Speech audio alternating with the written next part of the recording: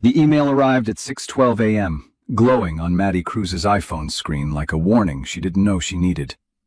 She was still half awake, standing barefoot in her Manhattan apartment, sunlight bleeding through the blinds, when she read the subject line, "Private booking request, Hale wedding." Her breath stilled. Hale. There were thousands of last names in New York City, but only one made her chest tighten the way this one did. She opened the message, and there it was, spelled out casually as if it meant nothing at all. Bride, Tessa Monroe. Groom, Brandon Hale. Venue requested, Lumine & Co., Manhattan, Grand Hall. Her restaurant, her empire, a place she built from the ashes he left her in. Maddie sat down slowly, fingers shaking. Brandon never once stepped foot inside Lumine & Co. after their divorce. He had no idea she'd gone from a waitress in Texas to the owner of the most sought-after fine dining brand in Manhattan. To him, she was still the girl he once accused of never going anywhere. But now, he wanted to host his wedding here, in her building, under her roof. And he didn't know. For a second, she almost laughed. For another, she nearly cried.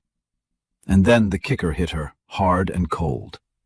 Attached was a note from the newly hired receptionist. "Hi, Maddie. The groom insisted the manager on duty be you. He said you owe him at least that much. Should we confirm?" The audacity. The man who destroyed her reputation, walked out with rumors trailing behind him, and married his PR sweetheart, now wanted her to serve him champagne on a silver tray. Her pulse steadied. A fire rose slowly in her chest. She typed one word back. Confirmed. Because if Brandon wanted a show, he had no idea who owned the stage now, and the curtain was about to rise, boldly, beautifully, disastrously, for him. The memories came back the moment Maddie stepped outside her apartment, the cold Manhattan air brushing against her face like an old bruise being touched again. It had been 3 years since she left Brandon Hale, but pain had a strange habit. It didn't disappear. It simply waited. Back then, she was still Madeline Cruz from rural Texas, the girl with a soft accent and second-hand clothes, who followed Brandon to New York because she believed in love more than logic. She worked double shifts at a diner, saved every dollar, and dreamed of building a life with him. But New York changed Brandon, polished him, sharpened him, fed his ego in ways she couldn't compete with. The first crack appeared when he told her not to speak during his networking dinner. "Your accent makes you sound uneducated, Maddie. Just smile, okay?" A simple sentence, a clean cut. Then came the second crack when he accidentally left his messages open on their shared MacBook Air. Maddie never forgot the words she saw. "I'm stuck with her for now. She's sweet, but going nowhere. Once I get my promotion, I'm out." She stared at the screen for nearly an hour, unable to convince herself it was real. But betrayal rarely comes alone. Brandon didn't dump her. No, he humiliated her. He leaked rumors to mutual friends that she was clingy, unfaithful, financially dependent.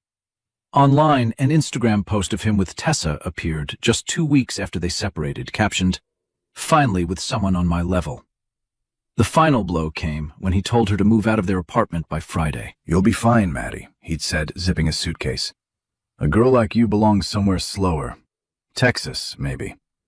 She left with 2 bags, a cracked phone, and a heart torn open. But what Brandon never knew was this. Pain became fuel. Humiliation became discipline. And the girl he dismissed became the woman he would one day kneel before, not out of love, but out of fear. As Maddie walked toward Lumine & Company, footsteps steady, chin lifted, she realized something. Brandon thought he'd ended her story. He didn't know he had merely written her beginning. And now, unknowingly, he was walking straight into the chapter where the tables turned. Boldly, poetically, and irrevocably. New York had been cruel to Maddie Cruz, but it also became the city that shaped her spine out of steel. After Brandon threw her out, she spent 2 nights sleeping on a coworker's couch, her entire life stuffed into 2 duffel bags. She remembered staring at the city lights through a fogged bus window, whispering to herself, "You're not done. Not like this." So she worked. Really worked. A morning shift at a Brooklyn cafe, an evening shift as a hostess at a mid-tier restaurant. Late nights studying business fundamentals on a refurbished MacBook Pro she bought with every last dollar she had. Failure stalked her daily. Missed rent, exhaustion, customers yelling in her face. But she kept moving, fueled by the belief that if she stayed in motion, the pain couldn't catch her. It was during one of those exhausting nights at the Midtown restaurant that she met Elliot Warner. He wasn't flashy like Brandon, or loud like the men who dined there to be seen. Elliot carried himself with a quiet authority, tailored suit, sharp eyes, a Mont Blanc pen clipped neatly to his pocket. He noticed everything, especially her. When a coworker panicked over a large reservation, Maddie stepped forward, reorganizing tables, soothing guests, and salvaging a night that was moments away from collapse. Elliot watched the entire thing unfold with the stillness of a man evaluating potential. After service, he approached her. "You don't belong here," he said calmly. Maddie startled. "If you're here to insult me, there's a line." A small smile tugged at the corner of his mouth.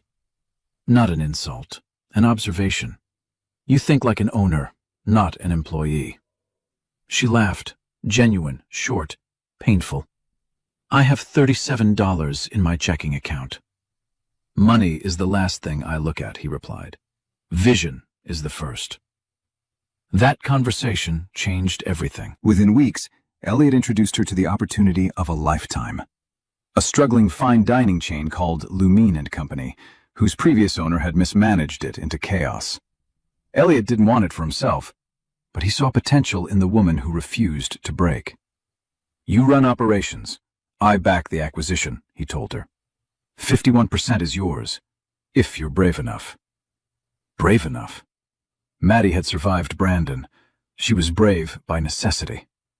And so, under cover of anonymity, she became the silent owner of Lumine & Company. Built from sweat, forged from heartbreak. Soon, the empire she created would be the stage where everything came full circle. For all of them. Maddie Cruz learned quickly that power didn't always need a spotlight. Sometimes, the sharpest blade was the one hidden in plain sight. When she officially became the majority owner of Lumine & Company, she didn't walk into the restaurant wearing designer heels or announcing her title. No. She walked in wearing the same black manager's apron she'd worn for years, blending seamlessly into the staff she now employed. To the world, she was Maddie, the hard-working floor manager. Only a handful of executives, Elliot included, knew she owned the entire chain. It was her choice. She wanted to learn everything. How the staff spoke when they thought no one important was listening. How customers behaved when they believed she had no power. How the tiny cracks in the system could be repaired before they became disasters.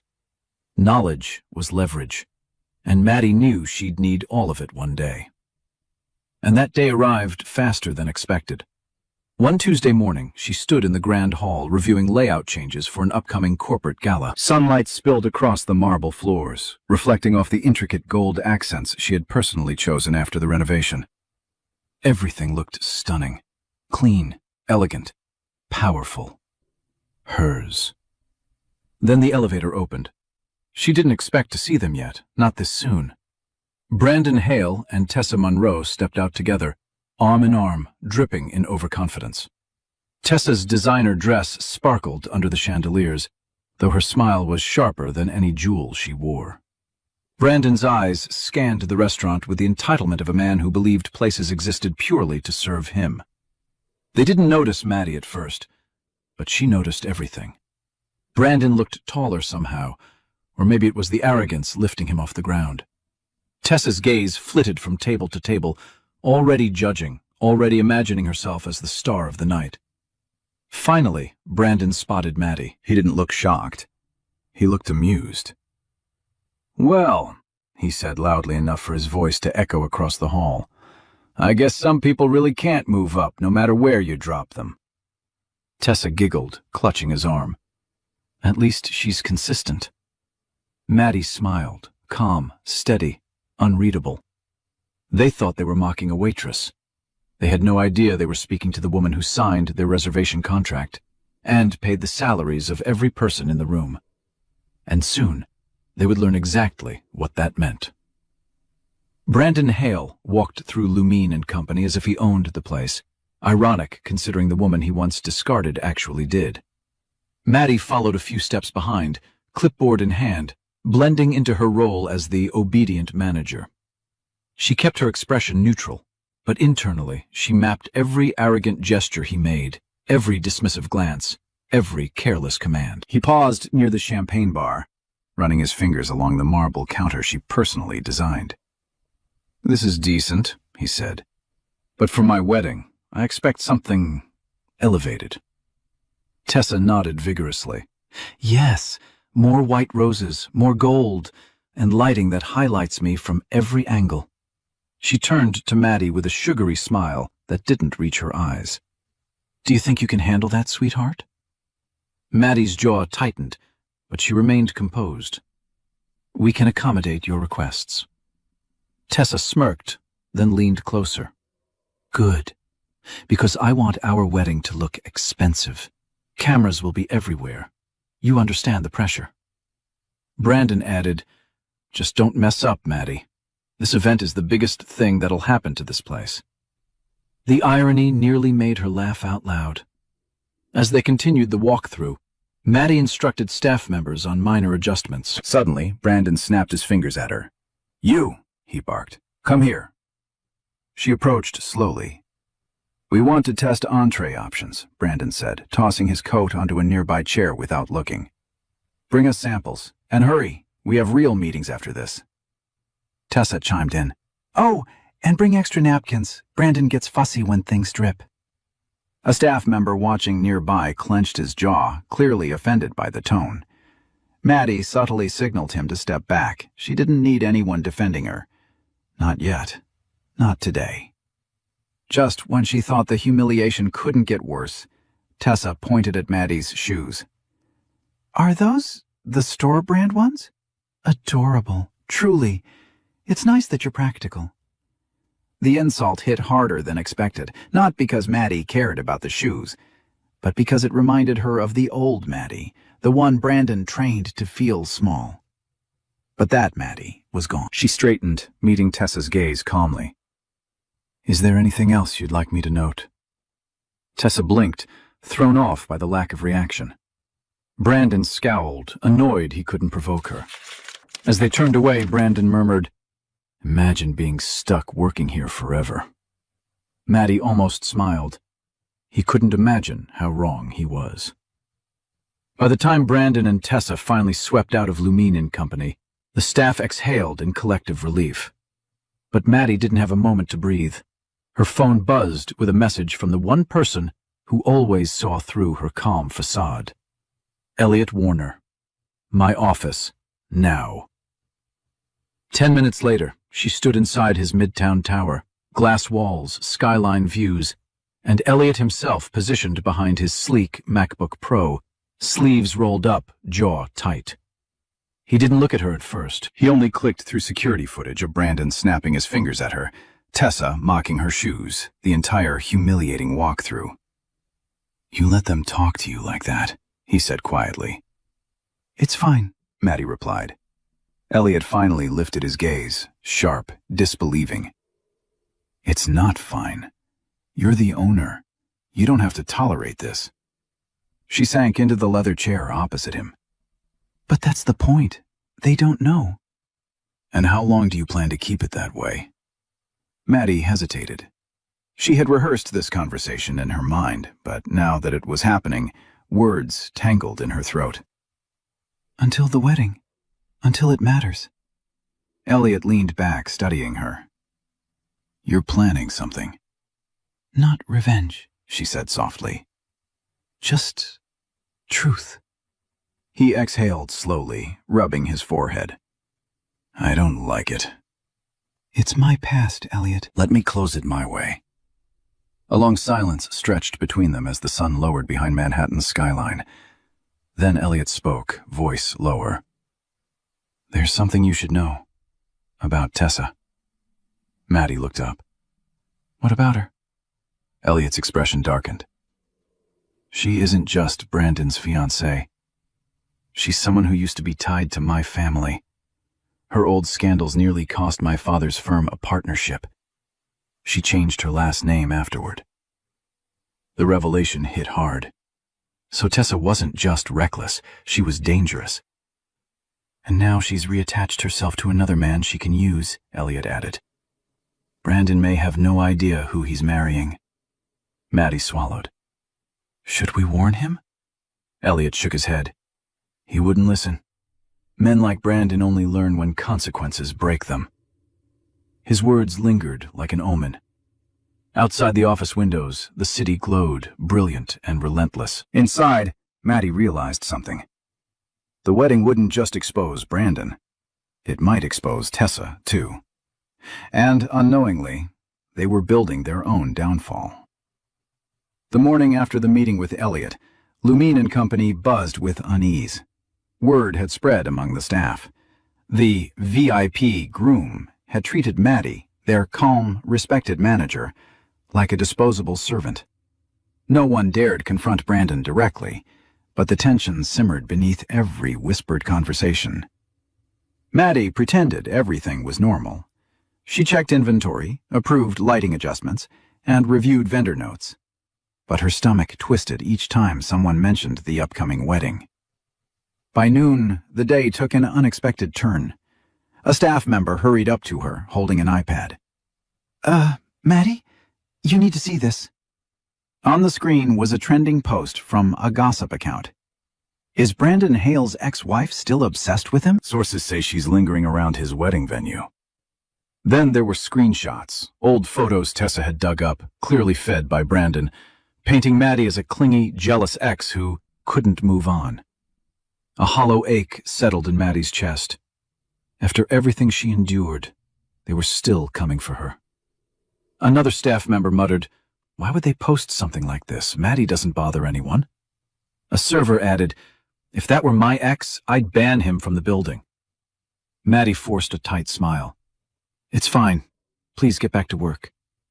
But it wasn't fine. Brandon had always been good at rewriting stories, turning himself into a hero at the expense of whoever stood closest. Now, with a wedding hashtag to maintain, he needed Maddie to be the villain. She stepped into the back hallway, pressing her palm to her chest to steady her breath. The old panic crept up, the same suffocating feeling she had when Brandon shoved her out of their apartment with 2 suitcases and a broken heart. Just as the anxiety peaked, a voice cut through. "Maddie?" It was Ben, the quiet sous chef who rarely spoke unless necessary. He held out a steaming cup of coffee.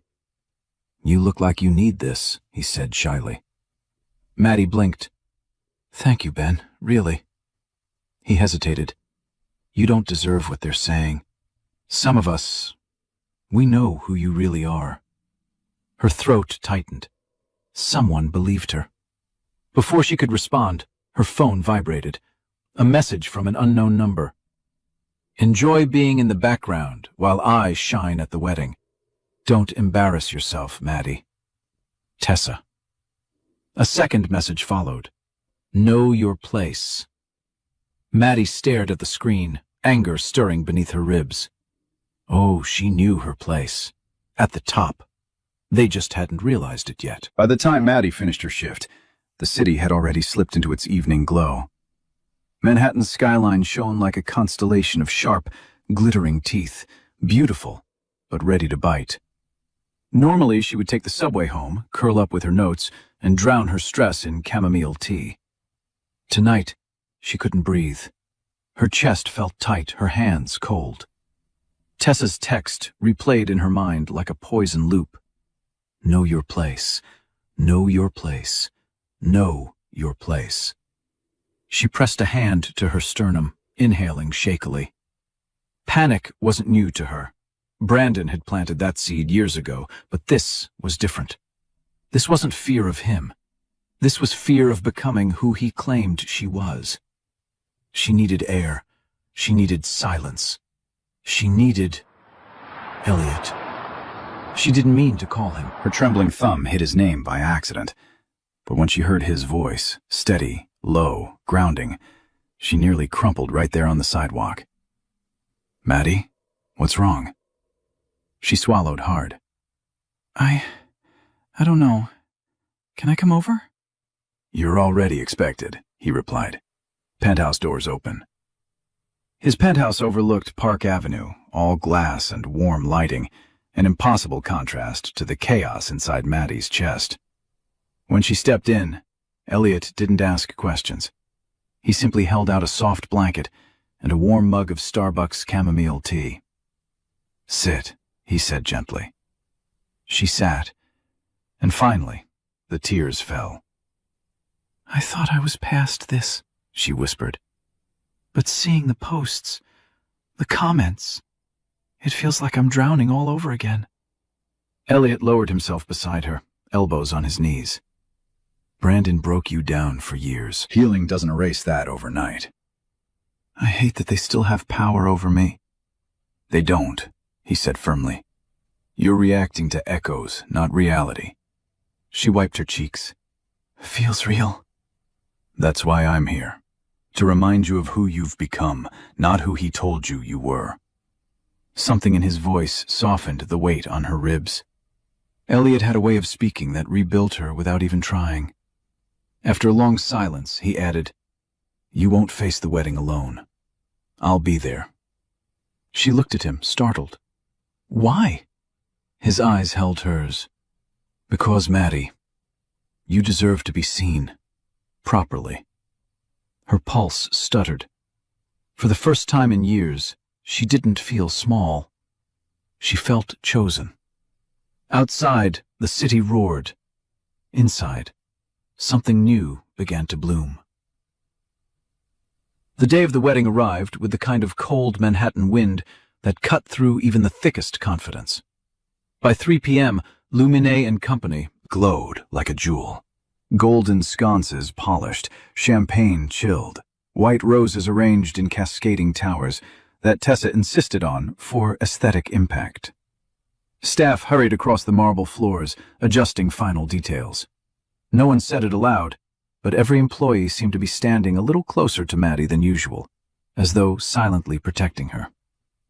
Maddie walked through the grand hall with her tablet, checking tasks one by one. Her hair was tied back, apron crisp, expression composed. She looked exactly like the manager Brandon assumed she was. But her eyes carried a storm. The doors swung open. Brandon and Tessa strutted in first, trailed by a freelance videographer who filmed their every dramatic step. Brandon was in a designer tux he definitely couldn't afford without credit. Tessa sparkled in a beaded white gown that screamed sponsorship. "Maddie," Tessa called sweetly. "Come here. We need assistance." Maddie approached, steady. Tessa extended her hand without looking at her. "Hold this," she ordered, dropping her Cartier clutch into Maddie's palm like Maddie was a coat rack. Brandon snickered, glancing at the videographer. "Make sure you get this. We want a behind-the-scenes look at how hard everyone works for us." The humiliation was intentional, crafted, public. But Maddie didn't flinch. Still, the staff noticed, and they bristled. Ben, the sous chef, muttered under his breath, "I swear if they talk to her like that again." "Not now," Maddie whispered. "Save your energy." As she turned to leave, Tessa called out again. "Oh, and Maddie? Be careful with the clutch. It's worth more than your monthly salary." Several employees froze. Maddie inhaled slowly. "Of course, Ms. Monroe." She walked away, gripping the clutch lightly so her frustration wouldn't crush it. The insult didn't wound her pride. It enraged her memory. This was exactly how Brandon used to chip away at her self-worth. But today wouldn't end like the past. As she rounded the corner toward the kitchen, a familiar voice murmured behind her. You're handling this better than anyone else could. She turned. Elliot. He had arrived early, quiet, immovable, steady as stone. You ready? He asked softly. Maddie looked back toward the hall where Brandon and Tessa posed for cameras. I'm ready, she said. Let the show start. And the first crack in the facade was already forming. The evening crowd flooded into Lumine and Company with the entitled energy of people who believed attendance alone made them important. Laughter echoed beneath the chandeliers, heels clicked across the marble, and waiters weaved through the space carrying trays of champagne that cost more than Maddie used to earn in a week. Brandon thrived in it. He stood near the floral arch, posing, performing, pretending, while Tessa fluttered around him like a sequined butterfly. Cameras followed, guests gossiped, and every moment seemed engineered for social media. But the real show hadn't begun. Maddie kept to the outskirts, directing staff, adjusting timelines, making sure the evening ran flawlessly. If Brandon noticed how smoothly the event flowed, he'd credit himself. If anything went wrong, he'd blame her. It was the pattern of their relationship, alive even in divorce. Then it happened. During a quiet pause between courses, a group of guests gathered near the bar. One of them, the type who bragged loudly about crypto investments, asked Brandon loudly, "So, is it true? Your ex-wife works here?" Brandon smirked, throwing a glance toward Maddie, who stood a few feet away reviewing a seating chart. "Yeah," he said, projecting his voice for maximum reach. "She never had much ambition. This is about as far as she could climb." His circle burst into cruel laughter. Someone else chimed in. "Well, at least she's useful tonight. Every wedding needs staff." Another guest added, "Didn't she used to be clingy or something like that?" Brandon shrugged casually. "She was always holding me back. Upgrading was the smartest thing I ever did." A few phones discreetly recorded the exchange. Maddie felt the familiar sting, sharp, humiliating, ancient. The old Maddie, the one he'd broken, the one he'd convinced was unworthy, trembled somewhere deep inside her chest. But the woman she'd become didn't flinch. She inhaled, straightened her shoulders, looked him square in the eye, and softly said to a nearby staff member, "Play the next cue. We stay on schedule." Her voice didn't shake, her hands didn't tremble, but the room did, because Elliot, who had walked in just in time to hear everything, stepped beside her, gaze locked on Brandon, with a warning that could cut glass. The tide had shifted. Brandon just hadn't realized his downfall had already begun. Elliot Warner didn't raise his voice. He didn't need to. He stepped forward with the quiet force of someone who owned entire boardrooms simply by entering them. Conversations dimmed, cameras lowered. Even the air seemed to tighten around him. Brandon, still basking in the glow of mocking Maddie, froze when Elliot's shadow fell across him. "Is there a problem here?" Elliot asked, tone calm but laced with steel. Brandon blinked rapidly. "Elliot, wow, I didn't know you were coming." The sudden shift in his demeanor was almost laughable. Confidence evaporated, replaced by frantic politeness. Around them, guests whispered, "Is that Elliot Warner, the investor? What's he doing with the staff manager?" Elliot ignored Brandon completely and turned to Maddie with a softness no one had ever seen directed at a mere manager. "Are you okay?" he asked. The question, so simple, so human, sent a ripple through the crowd. Because the way he looked at her, that wasn't how anyone looked at staff. That was how someone looked at an equal, someone important. Maddie nodded. "I'm fine. Please don't escalate anything." But Elliot's gaze returned to Brandon, colder now. "I heard what you said." Brandon's smile faltered. "Just joking around." "Humiliation isn't a joke," Elliot replied calmly. "Unless you're trying to expose your own insecurity." A few guests gasped. Others tried to film discreetly. Brandon stuttered, "Look, man, we're here to celebrate. No need to get dramatic." But Elliot stepped closer, lowering his voice enough that only their small circle could hear, though his tone carried weight like a hammer. Maddie carries this entire event. You should be thanking her instead of degrading her. Tessa appeared at Brandon's side, linking their arms tightly. Elliot, sweetie, let's not make this uncomfortable. Elliot looked at her for the first time, and recognition flickered in his eyes. A quiet, dangerous recognition. Tessa Monroe, he murmured. Or should I say, Tessa Morgan? The color drained from her face instantly. Maddie's brows furrowed. Morgan? Elliot didn't elaborate, but his expression spoke volumes.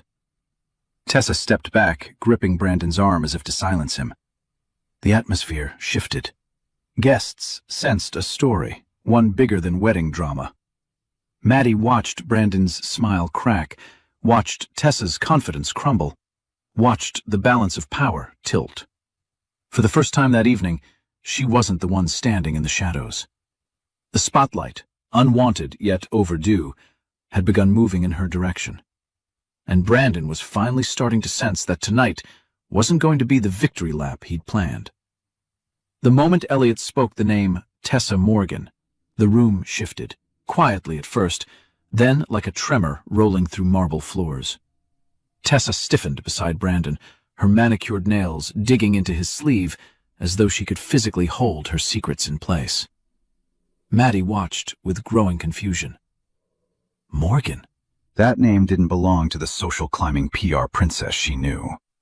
It belonged to someone who came from scandal, someone who'd been whispered about in business circles for months. Brandon forced a laugh. What is this, Elliot? Some kind of joke? But Elliot didn't joke. He tilted his head slightly, studying Tessa with the detached disappointment of someone who had seen this performance before. No joke, he said. Just surprised you'd show your face again after what happened in Chicago. Chicago. The word dropped like a weight. Tessa's voice trembled. Elliot, stop. Not here. Oh? Elliot asked softly. You didn't mind the attention when you forged investor contracts under my uncle's firm, did you? Gasps shot through the crowd. A few phones lifted, not high enough to be obvious, but definitely recording. Brandon whipped toward Tessa. You did what? Tessa shook her head rapidly. It wasn't like that. It wasn't fraud. It was just miscommunication. Miscommunication doesn't usually involve felony charges, Elliot replied. Her breath hitched. The charges were dropped. Dropped, Elliot repeated, because you changed your last name and ran before the hearing. Now the crowd fully murmured. Brandon looked like the ground had ripped open beneath him. You told me the name change was rebranding for your PR career. Tessa reached for him, panicked. Brandon, listen, I can explain. But he jerked away.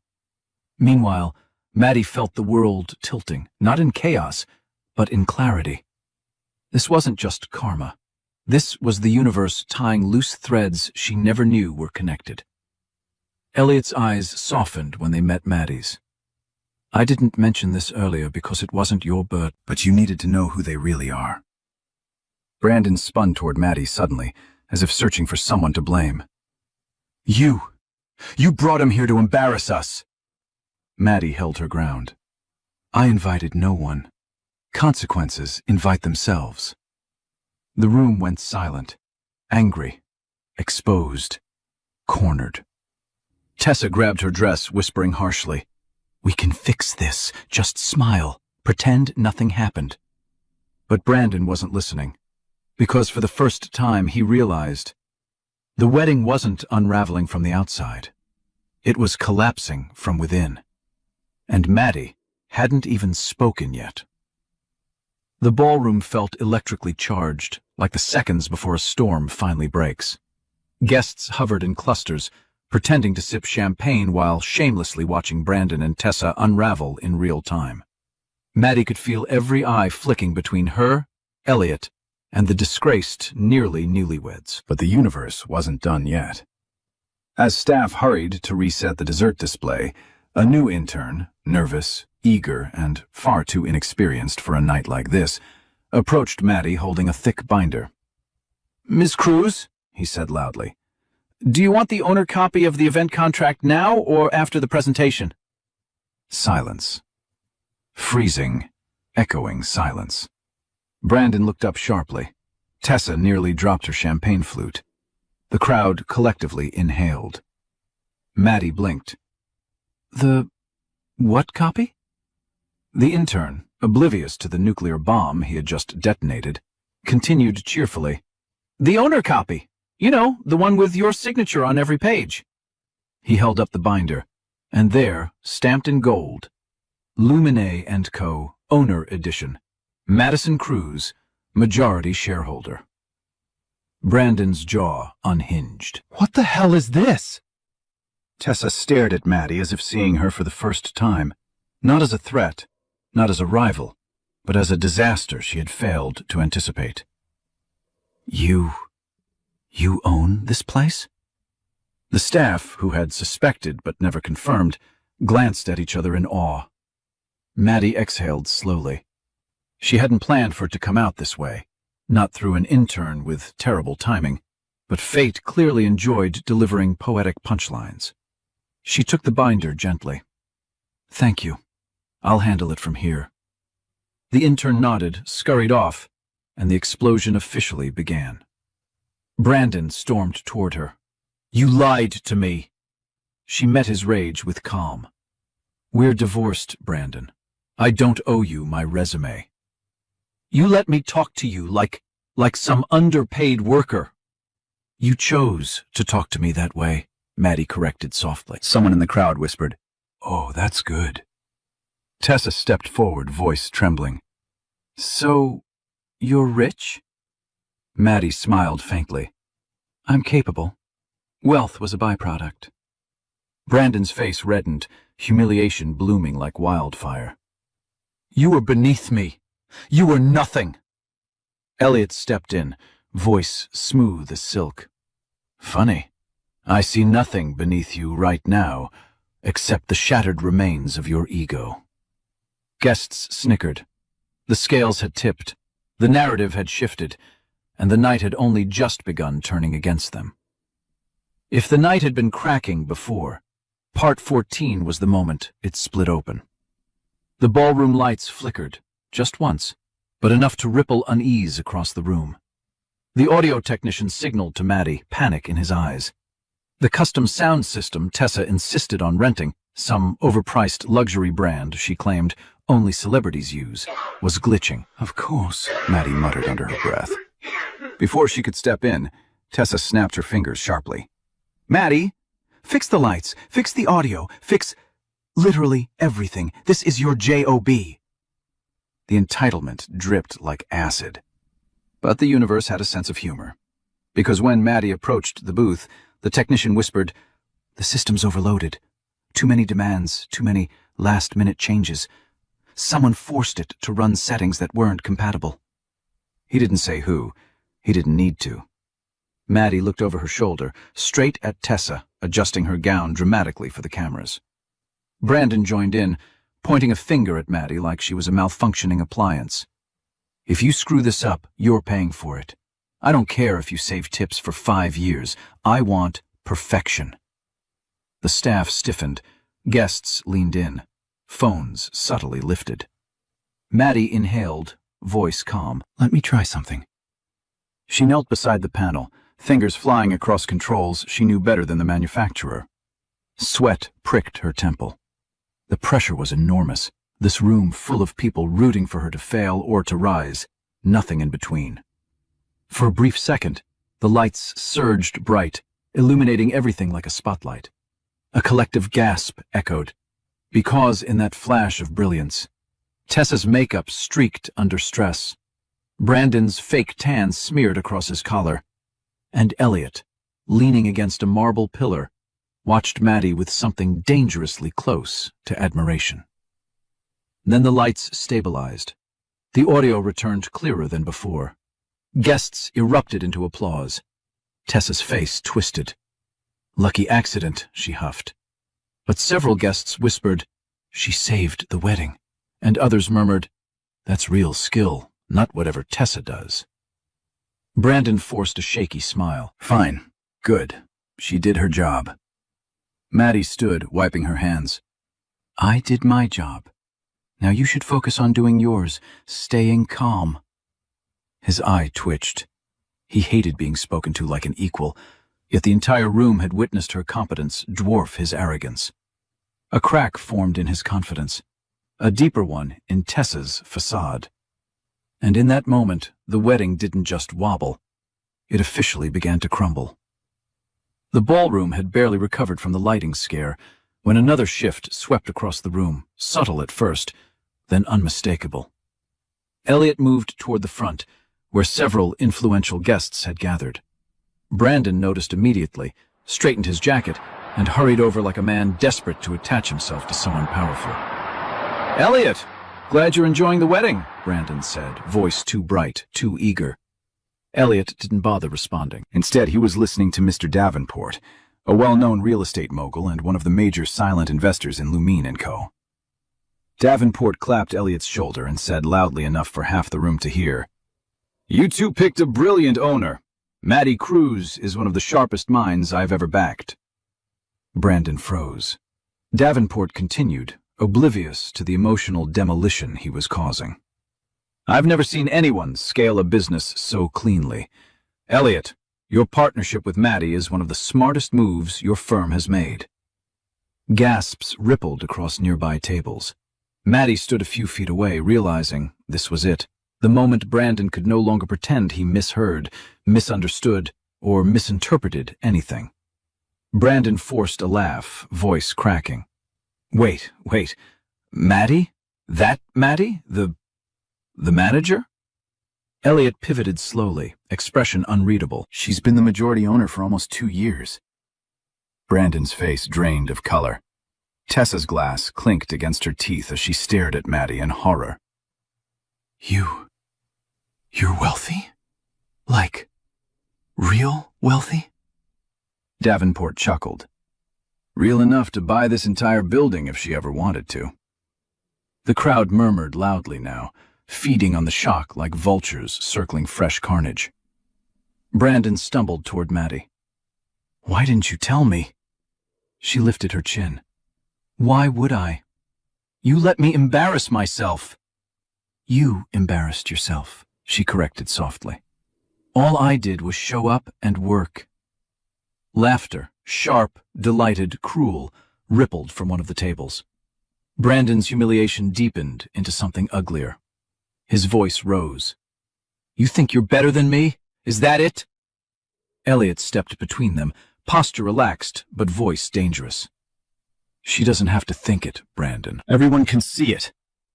Brandon's breathing turned frantic, erratic.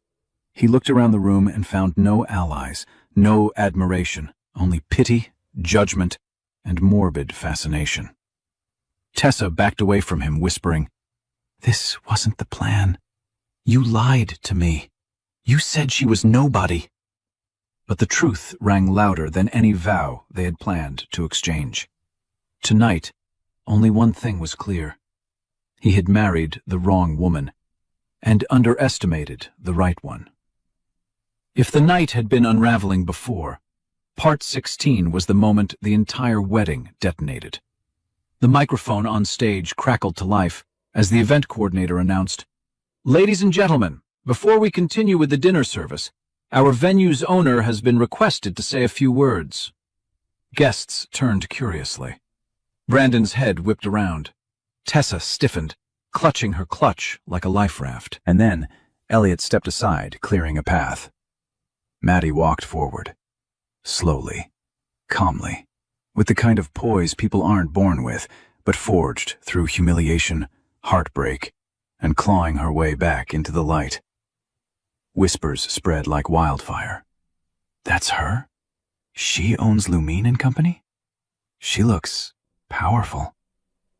Maddie reached the center of the stage. For a moment, she simply held the microphone, breathing through the weight of 100 staring eyes. Public speaking once terrified her, but tonight, fear had no room left to occupy. "Good evening," she began softly. "Thank you all for being here to celebrate Brandon and Tessa. Her voice was calm, almost gentle. But the calm before a hurricane is also gentle.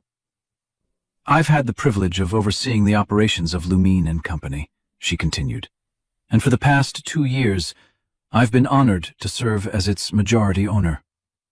Gasps erupted. Several guests nearly dropped their glasses. On the left side of the room, Brandon mouthed something that looked a lot like, "No, no, no." Tessa swayed slightly, gripping a nearby chair. "But more importantly," Maddie added, her gaze steady, "I've learned that success isn't measured by who claps for you, but by who tries to tear you down and fails." A murmur of admiration swept across the tables. She didn't mention Brandon directly. She didn't have to. Every person in the room knew exactly what she meant. Behind her, Elliot watched proudly, shoulders relaxed, expression soft in a way no one had ever seen from the famously stoic CEO. Maddie ended with a simple bow of her head. "Thank you for supporting our establishment tonight. I hope you enjoy the rest of your evening." Polite applause began, then genuine applause, then cheering. Brandon stood there, trapped under a spotlight he'd never wanted. His face flushed red, then pale, then red again. Tessa whispered urgently, "Do something." But he couldn't, because in one elegant, devastating moment, Maddie had reclaimed the narrative, the power, and the room. And nothing, not a wedding, not a lie, not a man, could take that from her again. Brandon Hale moved toward the stage like a man drowning, desperate, frantic, grasping for anything that might pull him back to the surface. But the room had changed. People no longer looked at him with admiration or curiosity. They watched him the way one watches a car crash, horrified, yet unable to look away.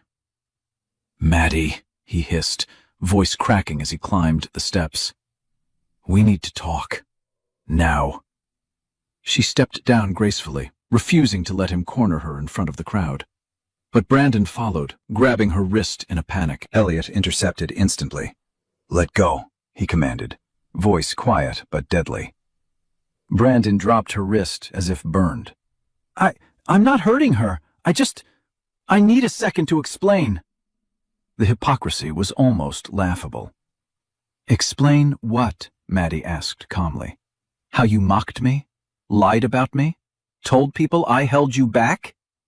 Brandon swallowed hard. "I only said those things because I thought you were still you." "That's the problem," Maddie replied softly. "You never cared who I became, only who I was beneath you." Gasps whispered through the crowd. He flinched. "Maddie, please," he begged, reaching for her again. "We were good once. Maybe we can be—" "No," she said gently, stepping back. "We were never good. I just didn't know my worth yet." The words hit him harder than any slap. Behind him, Tessa watched with growing fury. Her glittering facade cracked entirely. "So what now?" Tessa snapped. "You embarrass us, ruin the wedding, and expect applause?" Maddie turned, locking eyes with her. "I didn't ruin anything. Your secrets did. Your choices did." Tessa trembled. "You think you're better than me because you're rich now?" "No," Maddie said. "I'm better because I stopped letting people like you define me." Elliot stepped beside her, solid, steady. Brandon looked between them, realization dawning with devastating clarity. "You're with him?" He choked out. "Was that your plan? Replace me with a billionaire?" Maddie almost laughed. "I never replaced you. You were never a standard to begin with." A wave of shocked laughter swept across the ballroom. Brandon's face crumpled, anger, jealousy, humiliation twisting into one final desperate plea. "Maddie, please, don't leave me like this." She looked at him with the gentleness of someone who had finally healed. "I'm not leaving you. I left you years ago. You just didn't notice." The room erupted. whispers, awe, satisfaction. And Brandon realized something too late. He hadn't just lost the girl he underestimated. He'd lost the audience he lived for. Brandon Hale had survived scandals before, mostly ones he created himself, but nothing prepared him for the avalanche about to hit. Because the moment he reached for another excuse, another lie, another desperate attempt to salvage dignity, the universe decided it was done granting him chances. It started with a phone alert, a sharp ding from somewhere in the crowd. Then another, and another. People glanced at their screens, eyes widening. A video had begun circulating, fast. Someone had uploaded the clip of Brandon mocking Maddie earlier. She never had much ambition. This is about as far as she could climb. The caption read, "Groom insults staff at his own wedding. Turns out she owns the venue." Within minutes, the ballroom was filled with the buzz of notifications. Guests whispered, shifting uncomfortably as they realized they were witnessing a public meltdown in real time. Brandon grabbed his phone, his face drained of all color. "Oh my God," he whispered. "This already has 20,000 views. Who recorded this?" A guest muttered, "If you didn't want it online, maybe you shouldn't have said it." Tessa heard her own phone vibrating nonstop. She checked the screen and went pale. Another video had surfaced. This one wasn't about Brandon. It was about her. A resurfaced Chicago news clip flashed across devices. PR consultant Tessa Morgan questioned in connection with investment forgery scandal. Guests stared at her with open disgust. Is that her? She lied about her name? She scammed investors? Tessa's breath hitched. Turn it off. Turn it off! But the internet was a beast, and it had already sunk its teeth in. Elliot, arms crossed, watched them unravel. Consequences move faster than lies, he murmured. Brandon turned to Maddie again, this time not angry, not arrogant, but terrified. You have to fix this, please. Tell them it's fake. Maddie shook her head. I won't lie for you. Not anymore. But my job, my reputation, everything will crash. It's crashing because you built it on people you stepped on, she said quietly. Then, with brutal timing, the event coordinator hurried up. We have a problem, she whispered. 2 sponsors just pulled out. They don't want their brands associated with this. Brandon staggered backward. Tessa sank into a chair, trembling. The wedding wasn't just ruined. It was radioactive. As guests began whispering, filming, and drifting away, one truth settled across the room like ash. Their downfall wasn't caused by Maddie's power, but by their own character. And now, their perfect fairy tale had finally collapsed. The morning after the ruined wedding felt strangely peaceful. While the internet devoured every angle of Brandon and Tessa's downfall, Manhattan moved on with its usual indifference. Traffic humming, horns echoing, life going on. But for Maddie Cruz, it was the first morning in years where her chest felt light. She sat near the window of a cozy Starbucks on Park Avenue, a warm cup of chamomile tea between her hands. No cameras, no insults. No ghosts of who she used to be. Just quiet. For once, she wasn't studying business notes or reviewing vendor logs. Instead, she opened her well-worn copy of Atomic Habits, a book she had clung to during her darkest rebuilding years. The words didn't feel like survival instructions anymore. They felt like confirmation. She had built a new life, and last night proved she was finally living it. As she read, someone approached her table, not with chaos or urgency, but with calm familiarity. Elliot. He set down his own drink, a black coffee, and pulled out the chair across from her. For a moment, neither spoke. They simply shared the stillness. You look lighter, he said gently. I feel lighter, Maddie smiled. Yesterday was a lot, but I think I needed it. You needed closure, he corrected. And you got it. She nodded. The truth settled warmly in her chest. Brandon and Tessa? She asked. Elliot raised an eyebrow. Brandon's sponsors dropped him. Tessa's PR clients ran for the hills. They're trending, but for all the wrong reasons. Maddie exhaled, not out of satisfaction, but out of finality. Then it's over. It's over, Elliot confirmed. And now you get to decide what comes next. For the first time in a long time, Maddie let herself imagine a future not shaped by fear or survival, but by choice. I want something different now, she said quietly. Something calmer. Something real. Elliot leaned forward, voice softer than she'd ever heard. Then let me ask you something. Real. Her heart paused. He reached into his coat pocket, not for a ring, not yet, but for a small velvet box. He didn't open it. Not a proposal, he said with a faint smile. Not yet. Just a promise. I'd like to build something with you, at your pace. Warmth bloomed deep inside her, steady and sure. For once, Maddie didn't doubt herself. She didn't look back. I'd like that, she said softly. And in that quiet Starbucks corner, amid the hum of morning traffic, something healed that had been broken for years. Not loudly, not dramatically, but beautifully.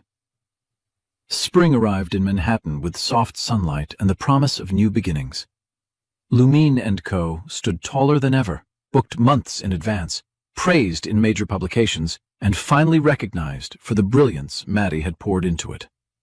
But today wasn't about the restaurant. Today was about her future. Maddie stood on the rooftop garden of Elliot's newly renovated penthouse, overlooking a skyline that once intimidated her, but now felt like home. String lights glowed overhead, casting warm reflections across the terrace. The air smelled faintly of jasmine, and the city's quiet hum rose from below like a blessing. Elliot approached from behind, footsteps soft, presence steady. You ready? He asked. Maddie smiled. More than I expected. He led her toward a small gathering, just a few close friends, the staff who had become like family, and the people who had witnessed her rise. No cameras, no spectacle, no performance, just truth. Brandon and Tessa were nowhere near this world now, lost in their own chaos, swallowed by the very image they'd tried to build. Their downfall had been public and merciless, but Maddie took no pleasure in it. Their destruction hadn't healed her. Her healing came long before that, when she chose herself. Elliot stopped near a glass railing where the sunset painted the sky in oranges and golds. He turned to her, holding her hands gently. Maddie, he began softly, you rebuilt your life from the ground up, not for revenge, not to prove anything, but because you deserved more than the world gave you. Her chest tightened, not with pain but with overwhelming gratitude. You taught me what strength looks like, he continued. Not loud, not sharp, but steady, quiet, certain. He reached into his jacket and pulled out the velvet box, the same one he'd shown her weeks before in Starbucks, but unopened until now. This isn't about saving you or fixing you, he said. You already did that yourself. This is about choosing a future with someone who sees you clearly. He opened the box. A simple, elegant ring shimmered in the fading light. Madeline Cruz, he said. Will you marry me? Tears filled her eyes, soft, full, certain. Yes, she whispered. 1,000 times, yes.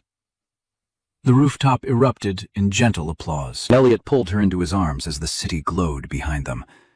And for the first time in her life, Maddie wasn't surviving or proving or enduring. She was simply, finally, happy. So, that's how our story ends tonight.